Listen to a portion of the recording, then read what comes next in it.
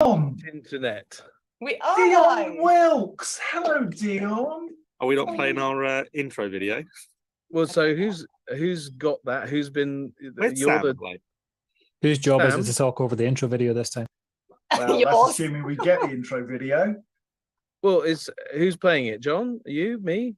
I think I've it's never been played it in all the time I've been doing this. Nearly 3 years now, Mm. people. I'm technically inept. Well, there he yes. is. There's Sam. There's I am doing it right now. well And done, Paul. Oh, are we going for the full Ewan Scottish version in honor of our Yes, Let's in please honor of our do. guest? do it. Hello, Michael Barton. Hello, Linda Grave, Anthony Cahill, Neil Durno, of course, the big D. Uh, Hello, everybody. is it?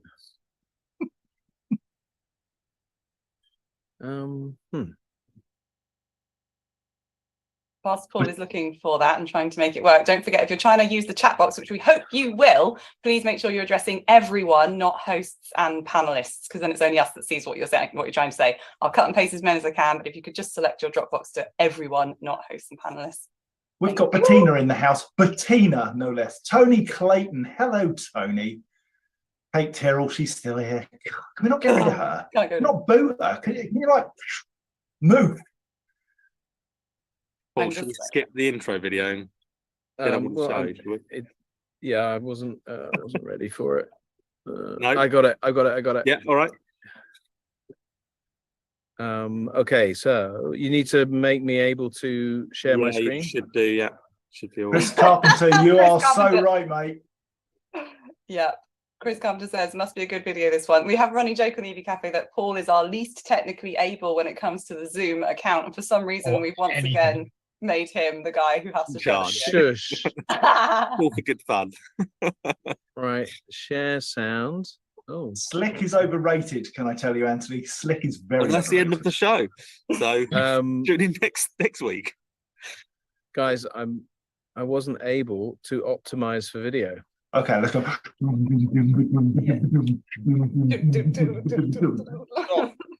Not making that horrible noise. What, talking? Yeah. Ding, ding, ding, ding, ding. Didn't click the sound either, did you, Paul? But never mind. Oh, it's 12 o'clock. It's some fool on a scooter.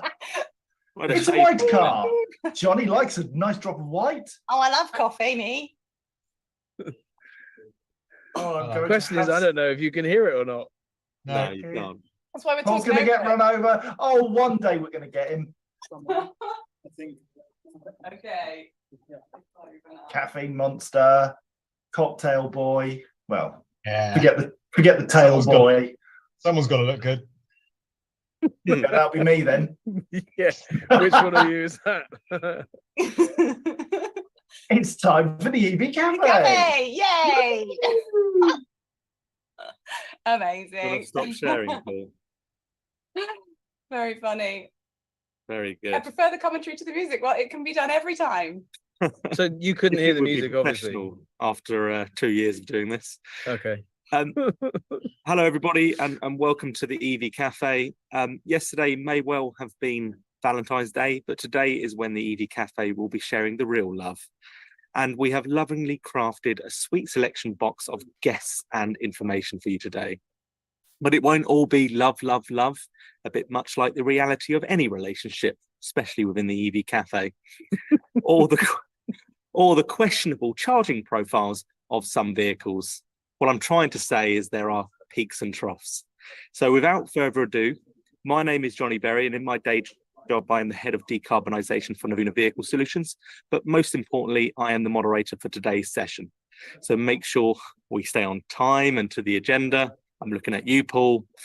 And as you can also see, Paul and I are not in our EV Cafe head offices, but rather Network Rail head office. And Paul, let's say hello to him. He's just on the other side of this wall here. Hello, Paul. Hello, Johnny. How are you doing, Paul? are you Very doing well, today? but let's talk to everybody, not just us. Do you want to start with your introduction, Paul? Oh, okay. I'll do that Simon. then. It That was a was hard work. segue into you, Paul. So, hey, everybody, I'm Paul Kirby. Yes, the electric van man, otherwise known as. And my purpose in life is to accelerate the transition to electric commercial vehicles, vans in particular.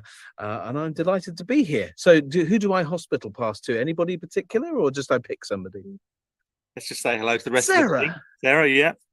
Hello, everybody. Extra prize for how many lightning bolts you think feature on today's show in my window. I'm usually the Chief Strategy Officer at PayThrough, but I do so love being part of the chat box and also delivering the positive news, which will be coming up in about half an hour. Over to John. Hello, darlings. Well, today I'm going to tell you all about hydrogen because, there's some love and there's a little bit of don't be so silly.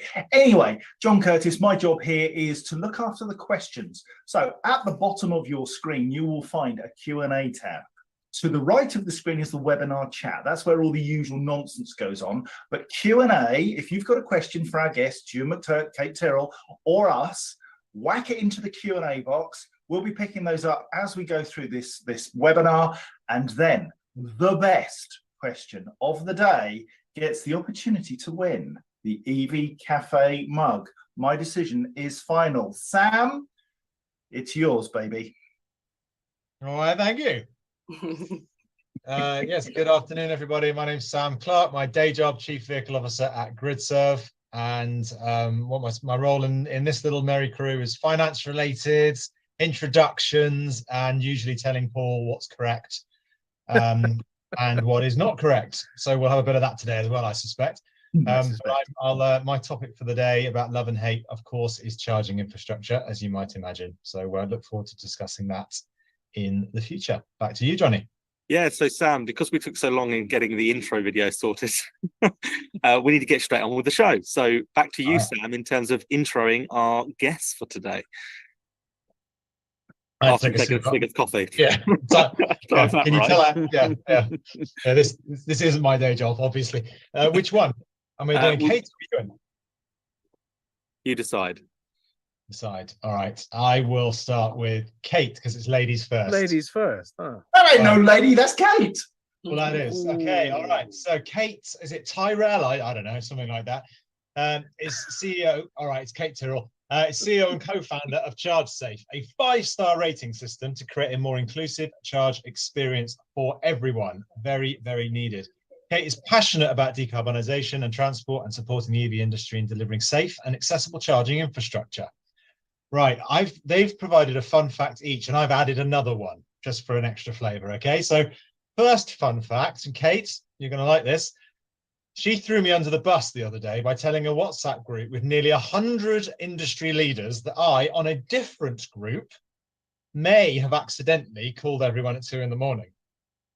Kate wouldn't have heard this, however, as on the same night, it transpires she was very busy passing out, having spent £50 on a pizza via an Uber taxi that never arrived. So we can all do that, Kate. So there's I've got you back now. Karma is a insert here. Fun fact number 2, Kate was also a mermaid and trained at the Philippine Mermaid Swimming Academy back in 2015. I've seen the evidence and can confirm this ridiculous claim is actually true. So the mermaid that is Kate Tyrrell, please do turn on your camera and welcome to our show. Yay! Well, my mermaid friend. I feel so attacked right now, Sam. Oh. Thank you. Totally deserved it. Good to be here. So tell us. So Kate, what do you do, are your- Kate? So what do I do? Well, at the moment, I talk to everyone about what we're doing. What are you doing? The country. What? Tell us what you're doing. What am I doing? What right now? I'm talking to you. No, you don't. I am making public charging safe and accessible for everyone. Is what I'm doing. There she goes. So yeah, very exciting. And today, breaking news, by the way, guys, we have been shortlisted for a Fleet News Award for Outstanding Product of the Year. Wow. That's off the press that just came in. I literally just got that email. I was going to congratulate you. So yet again, testament to how you're groundbreaking in this industry right now. It's very exciting. March 15th is the awards, I understand. So Yeah, tell, it is. Yeah. So tell us more about your love and hates in this EV industry. so I've been thinking about this because I feel like I have more hate, which is such a controversial thing to say. I mean, obviously, I love it. I love driving. I love that I feel good about taking a long distance journey. I feel good about taking a short distance journey. I feel good about upgrading to a Tesla. Like, these are all really lovely things. But I also feel like because I've been doing this now for 3 years, I've become a little bit complacent.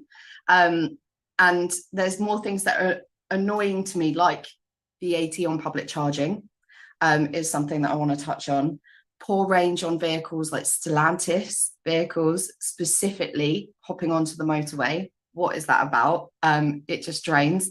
And safety and accessibility is something that I have to talk about because that's what I'm very passionate about. So I guess it's not too much. There are 3 pretty major things there for me. I obviously love EVs, but it's just those things that really niggle me. And also, I don't know if everybody else feels this way, but whenever I go and see family or friends, and there's been something in the news, or somebody's posted something on Facebook, instantly you are outed as the expert in the room, and you can't relax. You can't just chill with your family and friends. You're having to talk to them and educate them, and this is why this happens, and have you seen this article, and just defending your livelihood and lifestyle and passion to everyone else in the room because they still just don't get it.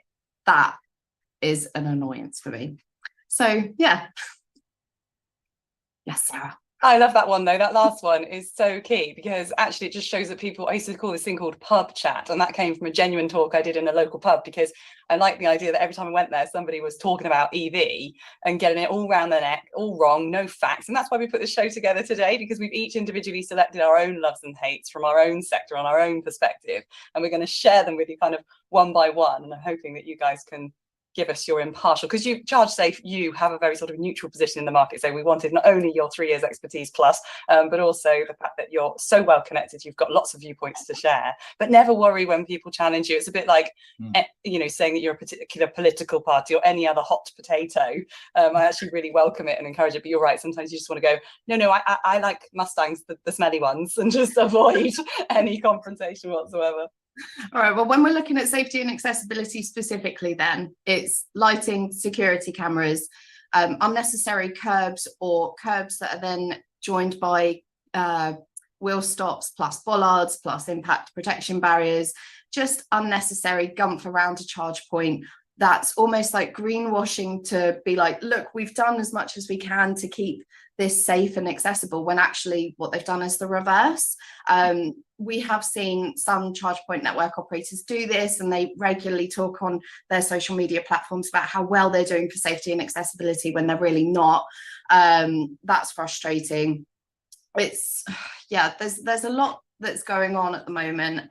There's a huge learning curve. So we've done just over 1,000 inspections as of now. Nobody has got a 5-star inspection. So just to put everybody's minds at ease, it's not achievable right now because of the PAS has only just been published formally in the last 3 to 6 months. So only now have people got this blueprint that they can apply to their sites to be like, right, okay, this is what future sites are going to look like. But the sites that are being built today would have been designed how long ago, Sam? Well, it depends. I mean, I can't only talk for ours, but ours would have been designed several months previous. Yeah. Sometimes public sector 2 years before. Yeah, so it's hard, and we do appreciate that. So what we're doing right now is doing it's 144 point inspection now, by the way. So it started as 30, it's now 144. We're doing this really thorough assessment. We're sharing that information with the CPOs who have partnered with us, giving them detailed guidance on how they can improve the sites that are already in the ground, and also consulting with future site designs and considerations that need to be made. We're also working with local authorities and fleet operators. So we are growing as a business. It's a very exciting time. We've got some really exciting partners coming on board very soon. And I do have the top 5 CPOs that have ranked. Now, this isn't actually public information at all.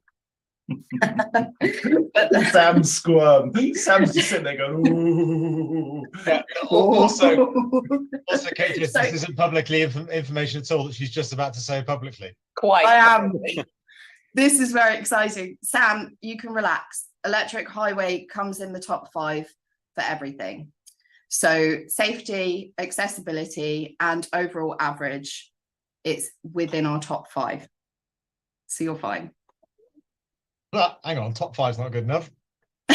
it's Yeah, but it's, I it mean, places you know. first for safety, and it places third for accessibility, and overall electric highway is the top spot of all CPOs overall average for charge safe.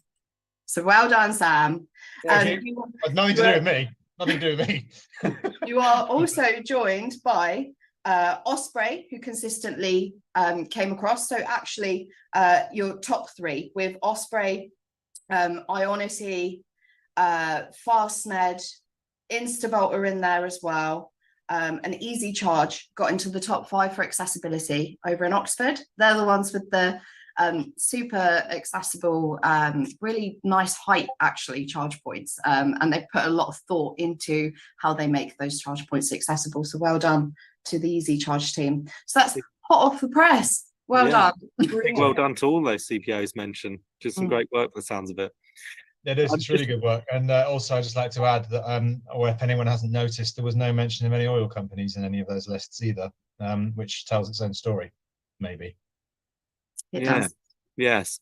Just a quick gentle reminder, if you have any questions to us or our special guests for today, then please use the Q&A tab, and you could also be in for a chance to win one of those lovely mugs. But Sam, it's now time to introduce our other guests for today. But please, Kate, don't go anywhere. We'll keep you on just in case we've got more questions for you later today. So over to you, Sam. All right, then. So, Dr. Ewan McTurk is a consultant, a battery electrochemist, but don't switch off. How this man turns tech into useful factoids is unparalleled. He has been working on and driving EVs since 2009. Amateur. Anyway, he has worked at Oxford and Warwick universities previously and built a state-of-the-art 200 kilowatt battery test facility in Edinburgh. Ewan founded Plug Life Consulting, and we perhaps all know Ewan, of course, as the creator of Plug Life Television, a YouTube channel on batteries and EVs that explains complex electrochemistry in a way that anyone can understand and busts common myths and misconceptions about electric vehicles. Personally, I don't think a week passes without me using his channel to get me tooled up and ready to bust another myth. So he is doing a tremendous amount for the industry. Right, 2 fun facts, because he's given us one and I've thrown one in. I happen to know from personal experience, he is a proper hustler at Mario Kart. So don't ever take him on at that game. And the one that he shared with us is we will also be talking to the, I think I pronounced this right, and I won't actually, Morschlein Flower Show Children's Plate Garden Competition winner 3 years in a row. Hilarious. So, yeah. There it is. Right on cue. There he is. So, Ewan, as always, it's a pleasure and a privilege to have you on our show. So thank you for joining us. Thank you for having us. So on the topic of Valentine's session, Ewan, what do you love about this industry? Well, the rapid pace of growth has been incredible, not just in terms of the sort of vehicle sales numbers and deployment of charging infrastructure, but also just the progress in the kind of science and engineering side. You can actually see the developments in electric vehicle and battery tech in real time. You look, for example, at the BMW i3, the battery capacity in the same physical volume of battery pack doubled within the space of 6 years. That's the pace of progress that's being driven by battery development, which is being driven by demand for electric vehicles. We would not have seen these levels of improvements if we were just using batteries for consumer electronics. It's EVs that are driving this change. And on top of that, they're also driving a lot of change in improving the ethics of energy storage as well. So obviously cobalt gets a lot of negative press in the news, but actually EV batteries, the leading, most energy dense versions of them, cut cobalt content by 90% in the space of a decade, and that continues to decline. There are cobalt-free versions of currently cobalt-containing batteries, which are scheduled to hit the market within the next few years. And in the meantime, there are cobalt-free batteries already in use in the standard range Tesla Model 3 and Model Y, and in the standard range MG4, and also some of the Maxus fans as well. So lithium iron phosphate contains no nickel and no cobalt and is very ethical. And we're also seeing sodium ion on the horizon as well. There's rumors that sodium ion will potentially make it into electric vehicles within the next year or two, probably from Chinese companies initially, but there's actually some UK companies working on sodium ion cells as well. And again, that's no lithium, let alone no nickel or no cobalt. So basically, in this industry, whenever you get a naysayer saying, well, basically finding the next angle of attack for electric vehicles, there's already multiple companies and research groups who are well on the way to delivering the solution to that. And it could well be that that solution has already been commercialized. The pace of progress is absolutely incredible. So that's what I love about this industry. It's definitely nowhere near as kind of glacial to respond to big challenges as we've seen with petrol and diesel vehicles. The change is so quick, and it's happening for the better.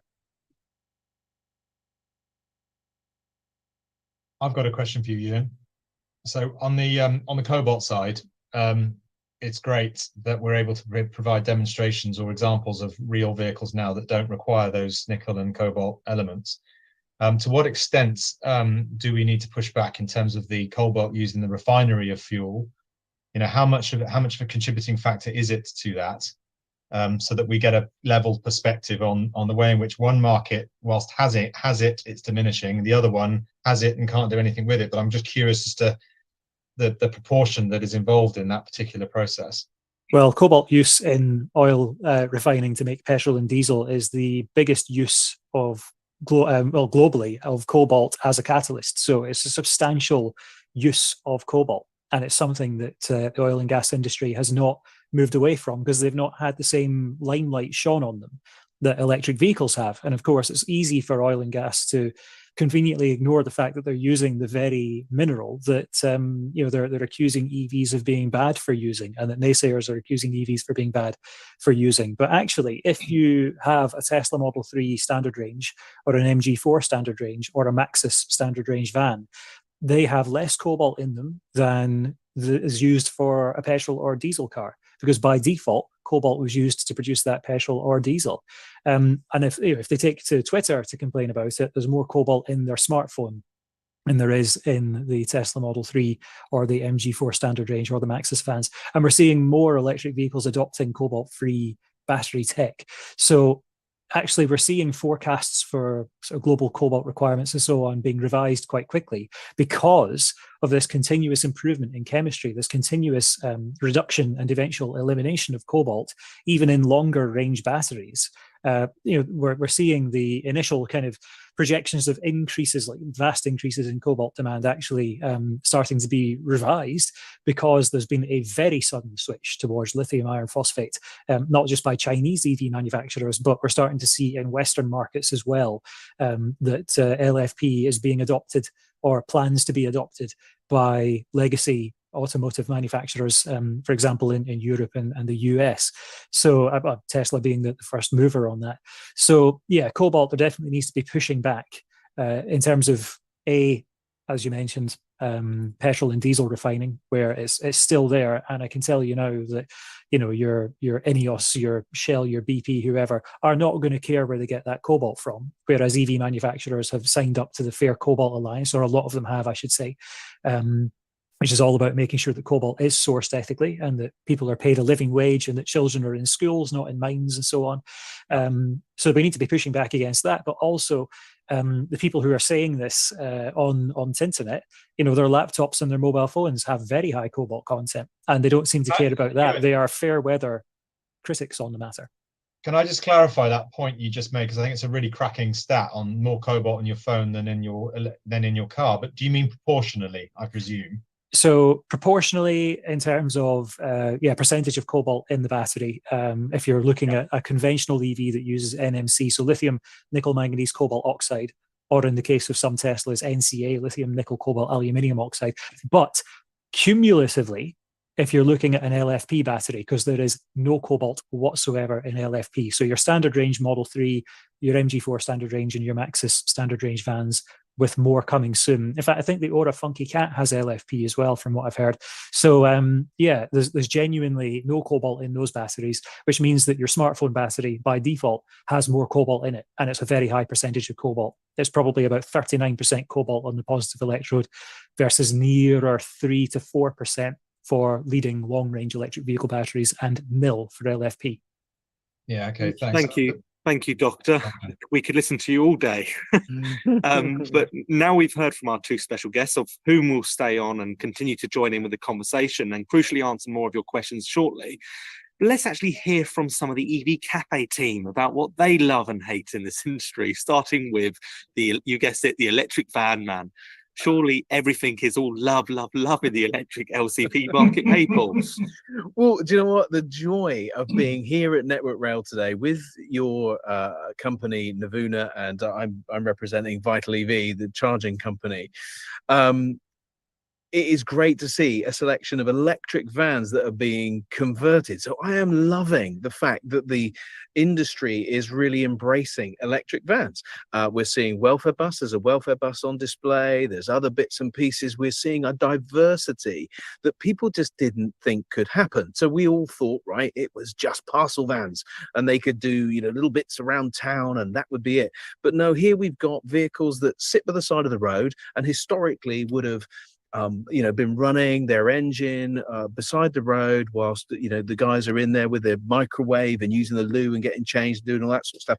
But now we've got zero emission. It's like, yes, vans are absolutely being transformed, and that is really good news. They are so much simpler to drive. The drivers who drive for work, typically you don't get the blessing of an automatic, and so automatic petrol cars, not bad to drive, right? They're okay. Still a bit of lag with the changing of gears and so on like that. None of that in an electric van. So they're moving from a diesel that's clunk, clunk, clunk into Please, even a something pickup. like that. in a pickup. So I've just shown James Rooney. Shout out to James Rooney for looking after us here today. New fleet head of fleet for Network Rail. I took him out in the Maxus T90, which I've got, which is the first electric pickup.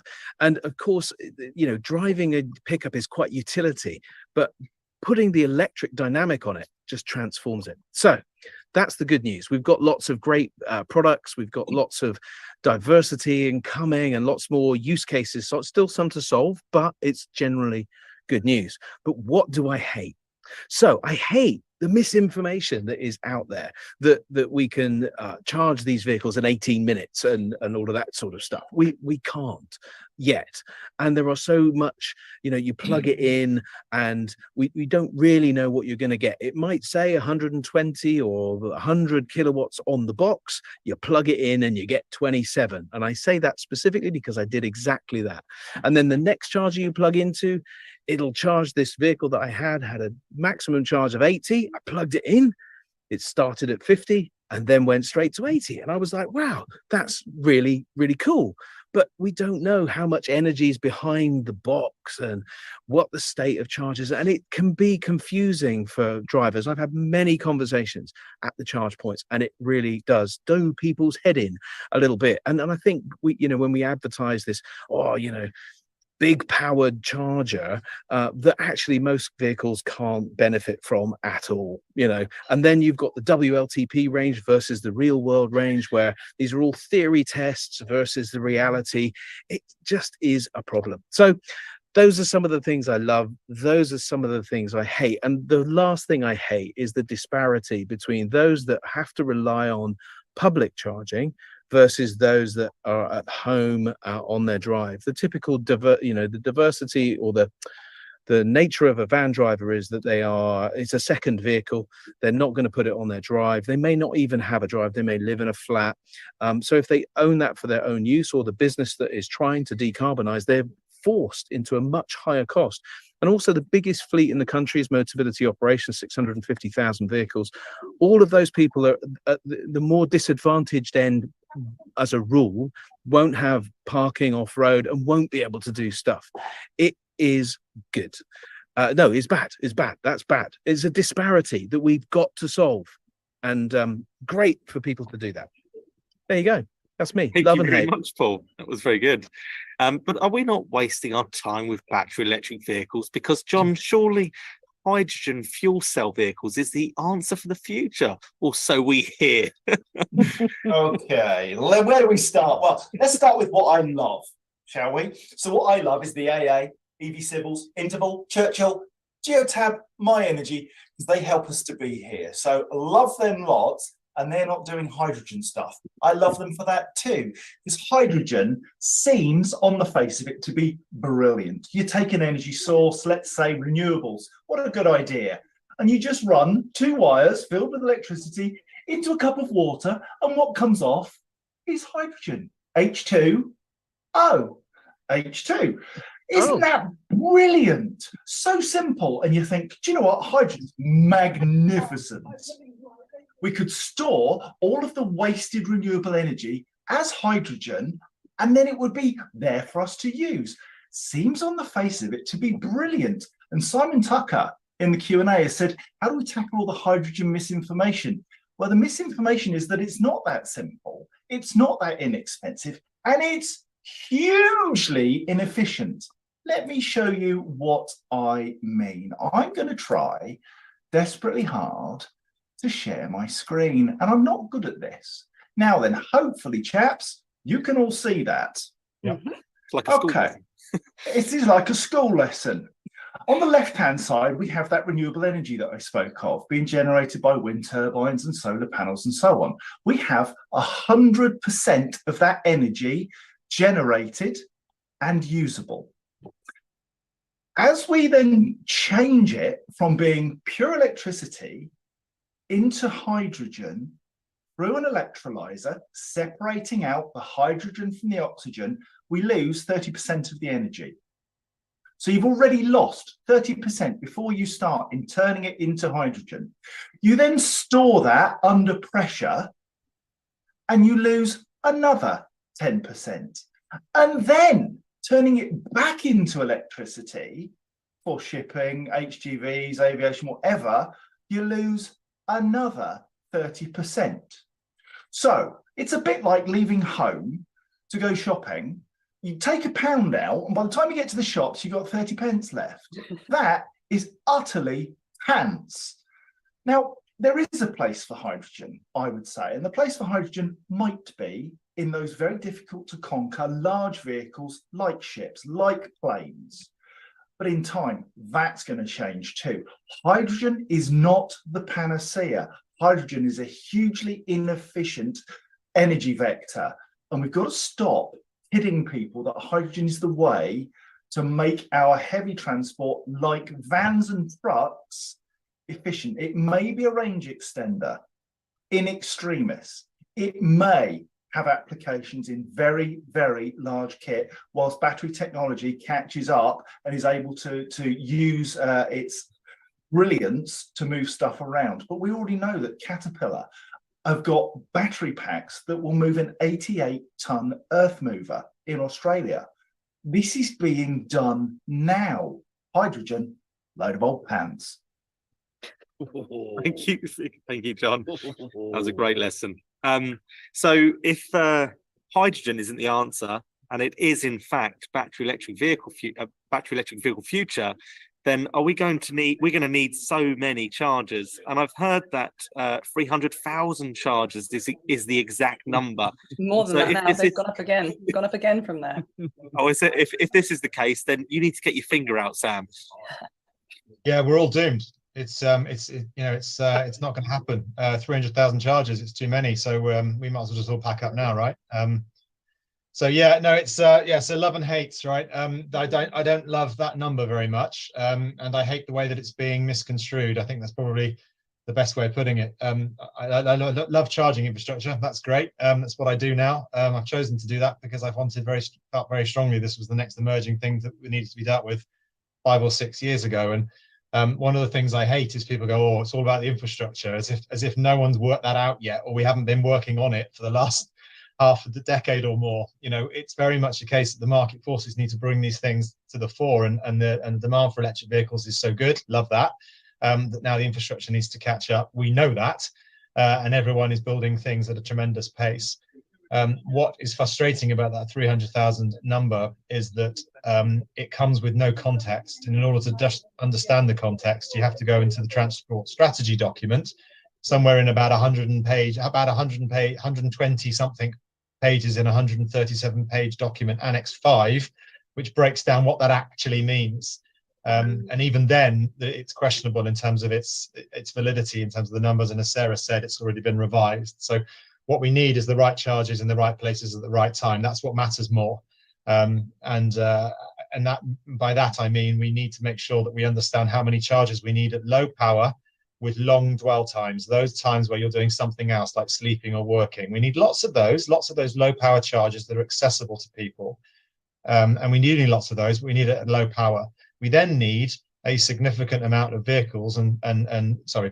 chargers, which very high power, very low dwell time in the right places, like motorway services, for example.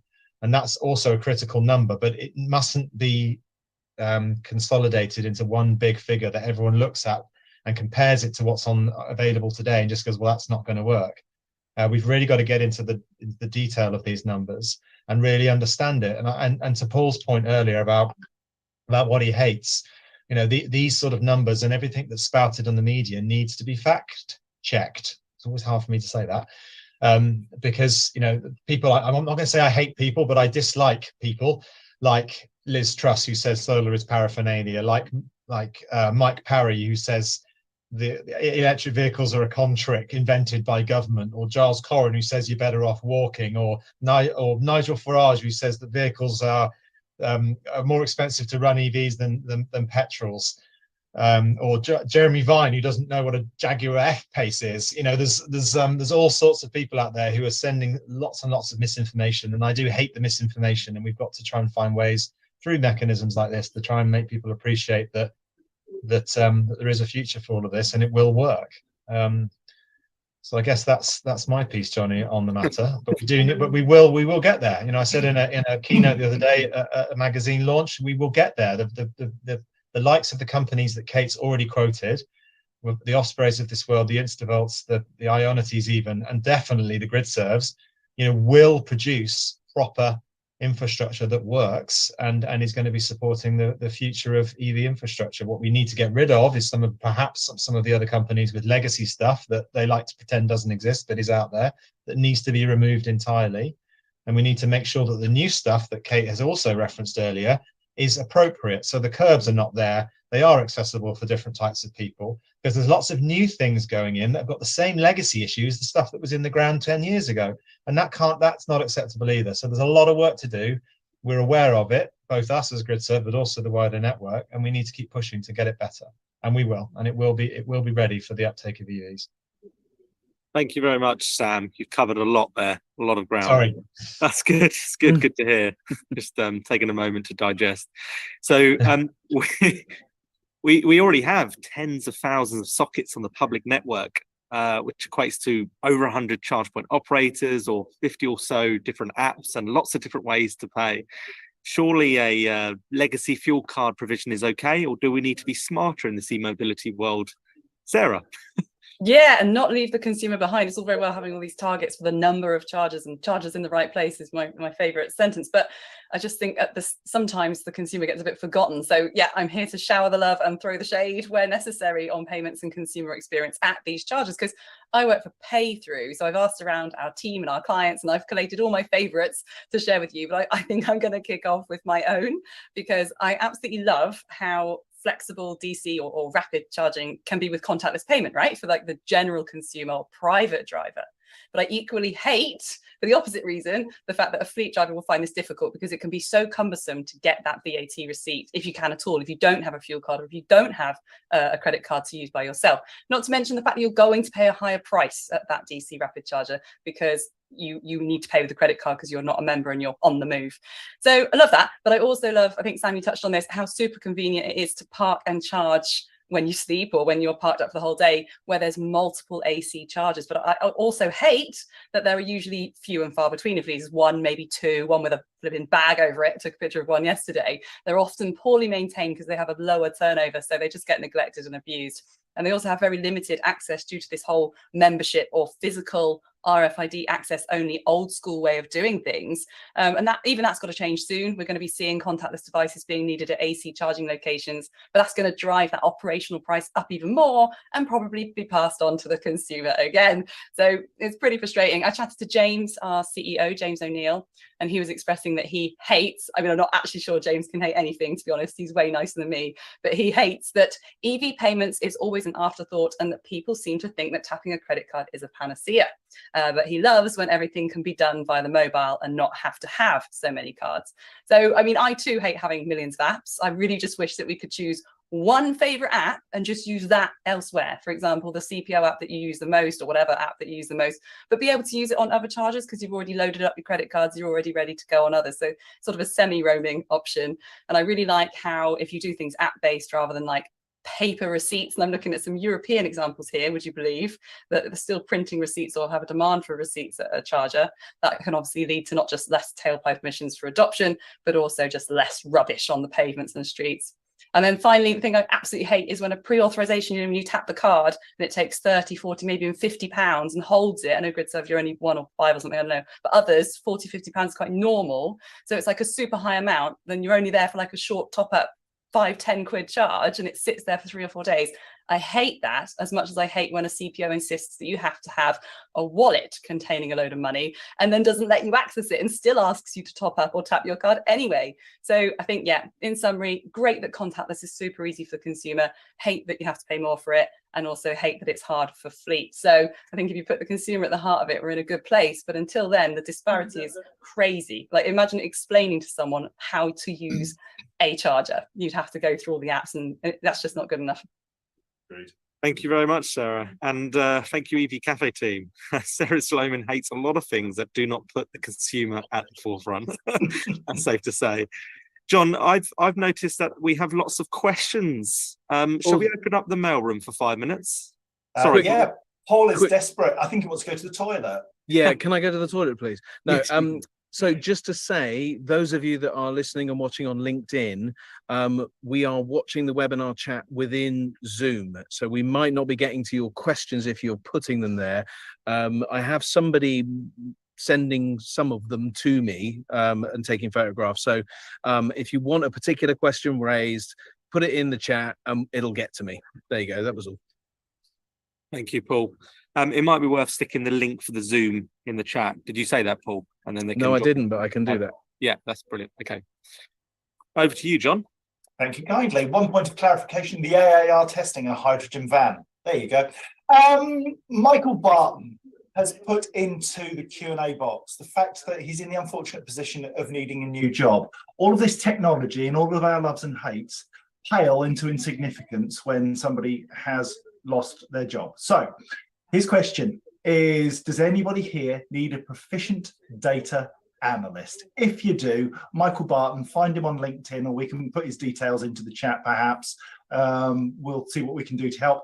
Obviously, Interval and Stuart Middleton is a really good place to start. I know you've been in touch, but yeah, we'll see what we can do to help. On that note, there's a very rapidly growing industry in data analytics for batteries and battery state of health monitoring and so on. There's quite a few companies in the UK looking into that space. So definitely worth looking at people who are, or companies that are doing things on battery health and battery reuse, etc. Because yeah, there's a lot of battery and battery modeling as well. So there's a lot of data analysis required there. So there could be some opportunities for you. Bless you, Ewan.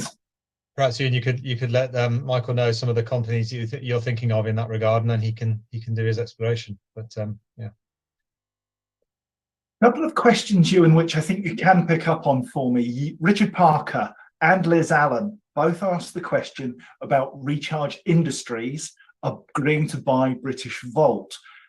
It's got to be a good thing, surely.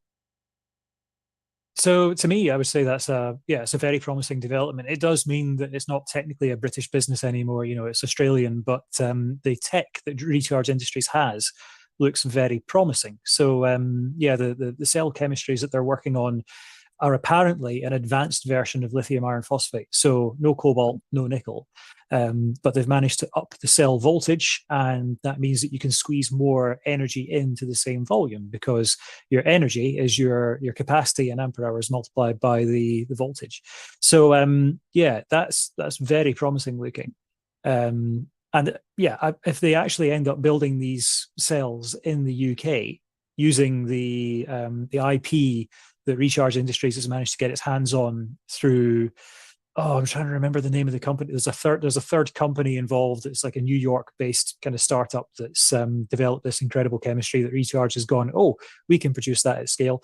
If that gets produced in the UK, you're talking very ethical, probably pretty long-lasting, safe, and reasonably high-density batteries, which will be definitely of appeal to a large number of automotive OEMs who would then want to set up in EV manufacturing facilities in the UK. So that would be a huge boost to the supply chain. I would say that it's one of the more interesting looking companies. The tech is not necessarily proven at scale, but as I said, if they're buying Britishvolt, they're buying Britishvolt's IP, which includes more conventional but still quite cleverly made, like NMC cells and so on. And even those, even if they are comparatively run of the mill, there is so much demand for them, and you will be able to make brilliant EVs out of those. So yeah, I'm quietly confident about this development. And of course, let's not forget as well, we've got Anti-Power based up in Thurso, who took over a battery factory for this UK's first battery factory, dates back to the 90s. They turned that around. They went from this old kind of clunky set of machinery that wasn't making very good cells to making very high quality cells.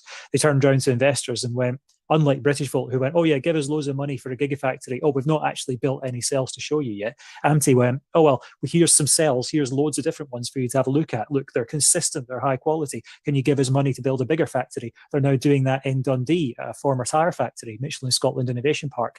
And once they've done that, and they can prove to investors they can build it at an even bigger scale, they're going to build a gigafactory somewhere in the UK. So Anti's gone slowly with quite clever management to do that. But Britishvolt, who had amazing engineers, but the management just got it wrong. Recharge seemed to be more on the ball, and that's a very promising development. Brilliant. Thank you, Ewan. Sam? I was going to say, John, we're conscious of time. We need to start rattling through some questions, I reckon. Oh, thanks for interrupting and just doing what I was going to do anyway. What a dick. Anyway, get off. Michael Barton has had an interesting response. Bettina Kemmerer. Can you post Michael Barton's LinkedIn details into the chat? So, Michael, if you're here, post your details. And Bettina, perfect. Good. Okay, Kate, will there ever be a time when all EV chargers can be accessed through one app, card, simple way of doing stuff? I don't think there will ever be a time. It would. It's almost like creating a monopoly. And in doing so, you're not giving other independent businesses the opportunity to thrive, offer different things for different needs. It's like there's no one charger fits all type thing. I am currently charging out there for free on a 7 kilowatt charger. It's great. I don't have a charger at home. I can't charge at home. When I'm out and about traveling, I look to get at least 150. So my use case varies. Whereas, someone who has a van, for example, might want to charge at a localized hub or something that's easily accessible for vans. And these things have to be operated by different businesses. So I don't think there is one centralized answer. I think that also encourages complacency within the business that would be looking after the whole thing, because then there's no competition to improve things. I think the universal payment of being contactless is wonderful. Using something like a power card is amazing. Being able to access your VAT receipts, like Sarah has said, is just necessary for fleet drivers or even small business owners like me, who I had to go through about 20 different CPOs that I've charged with over the last year and a half, just doing inspections, and they've all got different various methods of And retrieving that. isn't that the point? Because the car, Tim Rothwell makes the point that the car has a unique identity. ANPR can read a registration number, the automatic number plate recognition system can recognize that registration plate. There can be codes put into the car so that it's easily identifiable, and that would make life an awful lot easier if the kit was able to read some basic information from either the car or the number plate. Paul, you had your hand in the air. I did. Well, I was just saying that, like, the universal approach is contactless, because that's now government legislated, isn't it? You know, we must have contactless, but there will always be your Tesco or your Sainsbury's like make a difference card or whatever it is that, you know, you can sign up and get a better rate potentially, I think. But and also, just to come to Tim's point, it's the MAC address within the vehicle that a lot of the time can be read by some chargers, not all, but some chargers can read that, and that's how you get the plug and go kind of scenario. Paul, before you dash off, Paul, there's a question from Chris Dale. What kinds of companies are showcasing at the Network Rail event, please? Interested to see how that works.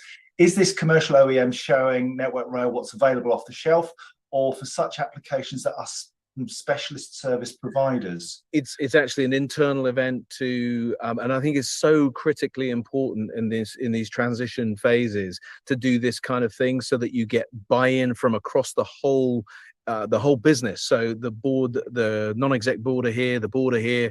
They're going to be going around seeing what Network Rail are doing. So it's educating their own staff primarily and giving people insight into charging, into the support that Navuna provide, into the vehicles that are available and what they're doing with the vehicles, so that the whole business can get behind that transition, rather than it just happening in isolation and then just kind of people going, well, what's going on? I think it's a really, really good thing to do, but it's the OEMs that have already been converted and are working with Network Rail. Understood. Thanks, Paul.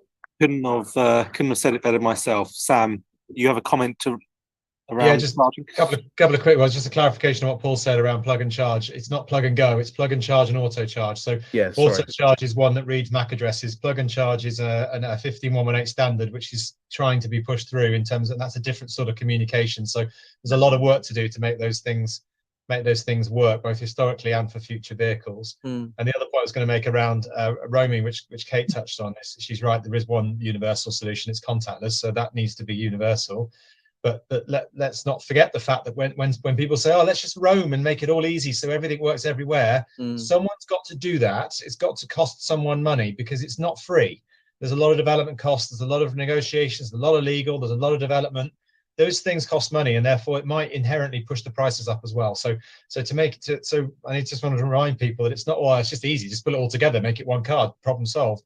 That actually takes a lot of time, effort, money, and cost, which has to be borne by somebody, and ultimately that will be the end user. So it's not quite as simple as just everyone roam on one card, and therefore it's never going to be, as Kate said, it's never going to be one universal thing for that. There's so many comments that we could talk all day about it, but I'm really sorry, we are really short on time, so we need to come back and address the questions perhaps in the after hours section, which starts at 1 o'clock, or in 7 minutes if you're watching the recording. Because it's now time to go to the best part of the show, which is in the news studio with Sarah Sloman. Well, it's definitely not the best part of the show, but I do so enjoy it. So hello and welcome to the EV Cafe News. I'm Sarah Sloman. It's lunchtime and it's the month of being asked to buy things that will end up in landfill to show that we love each other. So this is a special edition of the EV Cafe News called the Positive News, where we share the love news. And I'm still waiting on that theme tune, by the way. So in the meantime, I'm delighted to be bringing you 3 real stories and positivity from the EV world today. Long-standing EV Cafe supporter and all-round good egg, Jamie Fretwell, didn't hesitate to contact us to share the exciting news that James Venables has been appointed the head of future sustainability at Mercedes-Benz Trucks, and a position on the Green Fleet 100, coming in hot at number 43. Now, this is what we really like to see on the Positive News. Talent being recognised and celebrated, and colleagues lifting one another up in celebration of their efforts. A wonderful success, James. Congrats from us. 2, Meanwhile, in the land of data-driven ESG and building an evidence base for switching to EV, Aaron from sponsors Geotab kindly shared a report with us, Profitable Sustainability, the potential of European fleet electrification, looking at 46,000 passenger and light-duty commercial vehicles in 1,300 fleets across 17 European countries, and concluded that European fleets alone could save a total of 261 million euros and over 156,000 tons of CO2 over the next 7 years. That is a fat set of fact-check stats that stack up, easy for me to say.